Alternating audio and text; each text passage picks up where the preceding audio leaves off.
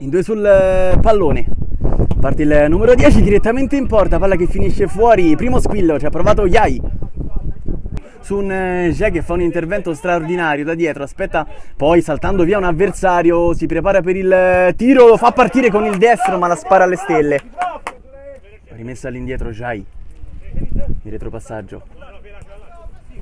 Bogogliu sale cercando il passaggio di Lisniuk che va direttamente in porta, la palla che scende e rimbalza davanti a Diruzza. 1-0 dello Steaua. L'appoggio lì vicino dove c'è un compagno, la conclusione sotto, l'incrocio dei pali, un gol magistrale, il 2-2 dello Steaua. Facendola girare, ora sale ancora Jai, l'autore dello schema straordinario, ora converge verso il centro, ma che giocata, va via a tutti, poi il passaggio non viene eseguito da nessuno, ma giocata straordinaria. Scotta il pallone di Jai, rincorsa lunghissima, con il destro lo spiazza e finisce qui.